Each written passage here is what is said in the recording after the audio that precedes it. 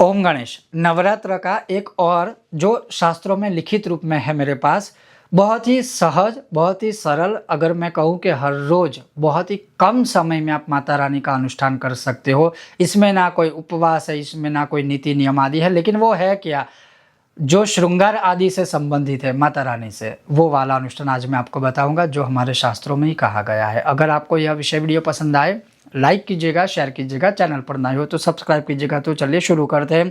तो नवरात्र के प्रथम दिन जो है, अर्थात जो प्रतिपदा तिथि है, उस दिन की अगर हम बात करें तो उस दिन, जैसे मैंने वीडियो के माध्यम से आपको बताया था एक वीडियो बना के, कि प्रतिपदा के दिन माता रानी के बालों में आप आंवले का तेल या सुगंधित तेल अगर माता रानी के बालों में लगाओगे तो प्रथम दिन का आपको संपूर्ण फल मिलेगा, माता रानी बहुत ही प्रसन्न होगी। अगर हम बात करें कि द्वितीया तिथि के दिन, तो द्वितीया तिथि के दिन माता रानी के बालों में बांधने के लिए रेशमी डोरी अथवा जो अर्थात जो रेशम का डोर बना होता है, वह माता रानी के बालों में आप बांधिए और तेल आदि लगाइए, जो भी है उससे माता रानी की कृपा प्राप्त होगी।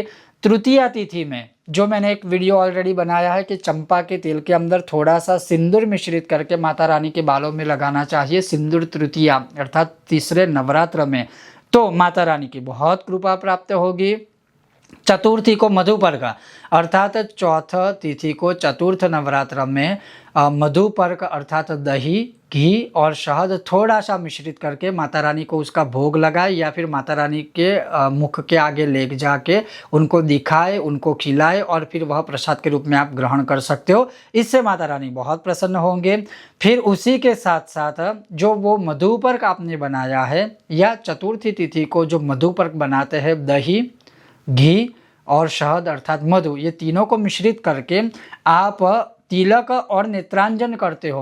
अब वो कैसे करेंगे, तो ये जो तीन चीज़ें आपने मिश्रित करके एक जो है स्टिक लीजिए आप, चांदी की या फिर दर्भ की, कुशा की, या पवित्र जो स्टिक होती है छोटी सी एक लकड़ी की तरह, जो तिलक आदि करने के लिए, तो वो लेकर के माता रानी को तिलक कीजिए इन मधुपर्क से, और वही चीज़ माता रानी के आँखों में लगाइए अरीसे में अर्थात आईने में देखते हुए। सीधा माता रानी को देखकर आंखों में नेत्रांजन नहीं किया जाता है, माता रानी की मूर्ति के पीछे खड़ा रह करके फिर आईना ऐसे रख करके अपने हाथ से आगे ले जा कर के नेत्रांजन एक संस्कार होता है, वो करने से माता रानी प्रसन्न होती है चतुर्थ तिथि में। फिर पंचमी तिथि में माता रानी के अंगों के ऊपर अंगराग किया जाता है, अर्थात चंदन से, कुमकुम से बहुत अच्छा एक लेपन कीजिए, फिर माता रानी को अलंकार अर्पण कीजिए, तो उससे माता रानी बहुत प्रसन्न होती है। षष्ठी तिथि को माता रानी के आगे या माता रानी के ऊपर पुष्पों से श्रृंगार कीजिए, पुष्प अर्चन कीजिए, सुगंधित पुष्पमाला पहनाइए, पुष्प अर्पण कीजिए,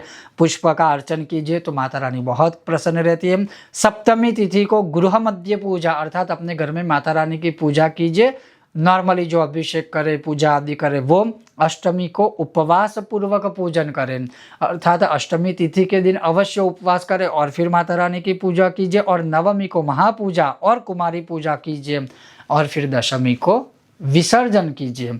तो ये 9-10 दिनों का जो एक पूरा क्रम है माता रानी के श्रृंगार के विषय में, ऐसा करने से भी आप 9 दिनों का अनुष्ठान करके माता रानी को प्रसन्न कर सकते हो। क्योंकि नवरात्रि के अनुष्ठान में या नवरात्रि में एकमात्र पूजा, और पूजा के अंदर यज्ञ, तप, जप, तप, पाठ, अनुष्ठान, श्रृंगार सब कुछ आ जाता है, जिससे माता रानी प्रसन्न होते हैं। ओम गणेश। हर हर महादेव। जय माता दी।